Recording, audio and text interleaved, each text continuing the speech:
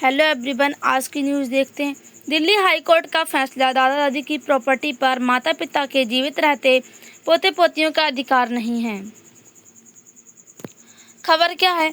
Delhi high court ने स्पष्ट किया है कि पोता पोती अपने माता पिता के जीवित रहते संपत्ति में हिस्सेदारी का दावा नहीं कर सकते। अदालत ने कृतिका जैन की याचिका खारिज करते हुए कहा कि उनका दावा कानूनी रूप से मान्य नहीं है। दिल्ली हाई कोर्ट ने इस बात को स्पष्ट किया है कि जो पोता पोती हैं, उनके माता पिता जब तक जीवित हैं तब तक वो संपत्ति में हिस्सा नहीं मांग सकते और इसके लिए कह नहीं सकते हैं कि संपत्ति में उनको हिस्सा दे दिया जाए। इस बात का फैसला क्यों लिया गया है? क्योंकि अदालत में एक याचिका आई थी कृतिका जैन की।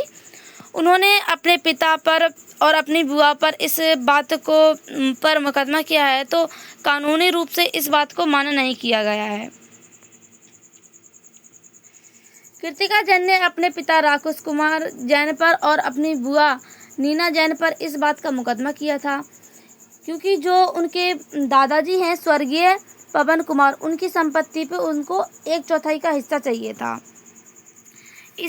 इस पर जो कृतिका जैन है, उन्होंने कोर्ट पर इस बात पर मुकदमा किया था उनके पिता और बुआ पर। वो चाहती थी कि उनको संपत्ति में 1/4 का हिस्सा मिले। कानूनी अधिकार, वंशानुगत अधिकार। जो वंशानुगत अधिकार होता है, अगर हम पुराने समय से देखें तो वंशानुगत अधिकार में क्या होता है, अगर किसी के पापा की जो संपत्ति होती है तो उसके जो बेटे होते हैं उनको ही मिलती है, फिर उसके बेटों को मिलती है, फिर उसके बेटों को। इसी प्रकार की जो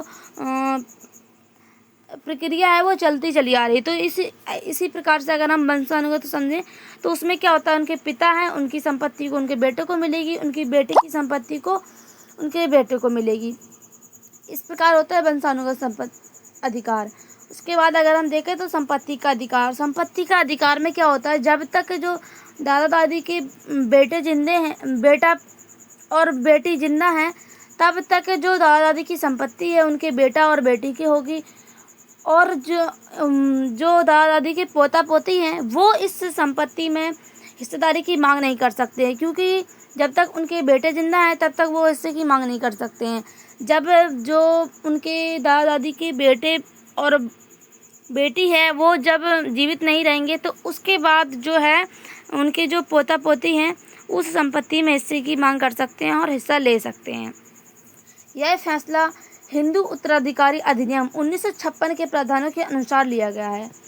जो यह फैसला अदालत में लिया गया है, यह फैसला 1956 के अधिनियम के तहत लिया गया है। इसमें सबसे पहले आता है स्वयं अर्जित संपत्ति।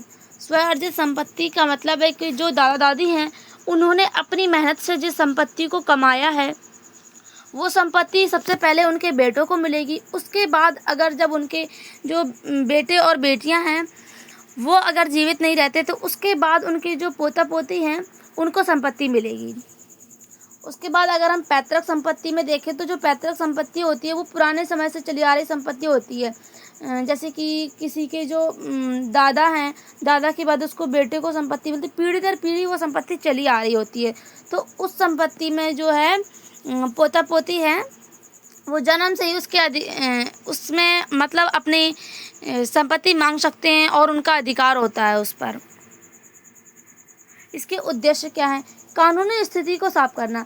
जो कानून है उन्होंने इस बात को स्पष्ट किया है कि जो माता दादा दादी हैं उनकी संपत्ति है उससे पहले उनके बेटों को मिलेगी। जब उनके बेटा बेटी जिंदा नहीं रहते तो उसके बाद उनकी जो संपत्ति है वो पोते पोतियों को मिली है। इस बात को जो कानून है उसने साफ किया है। पारिवारिक झगड़े को कम करना।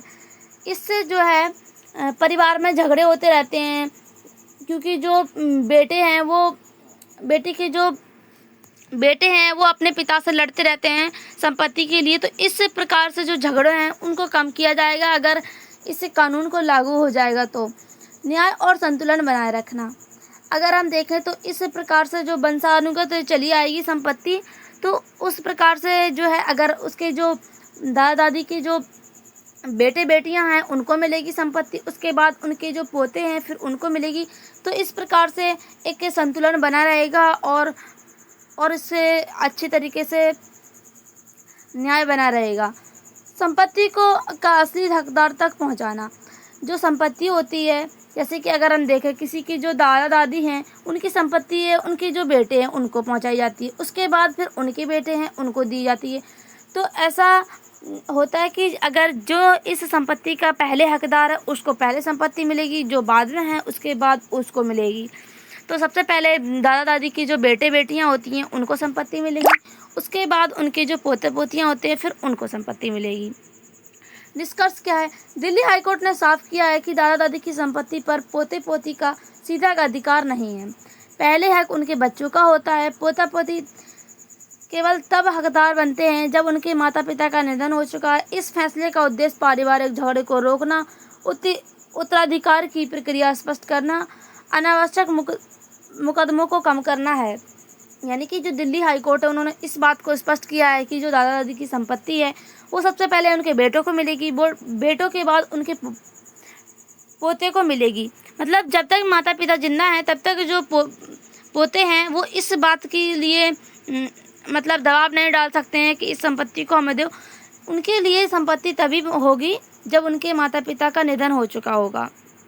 यह फैसला इसीलिए लिया गया है कि ताकि जो पारिवारिक झगड़े हैं उनको कम किया जा सकता है और जो अनावश्यक मुकदमे आते रहते हैं कोर्ट में इस प्रकार के विवाद के उनको कम करना ही इसका उद्देश्य है। Thank you.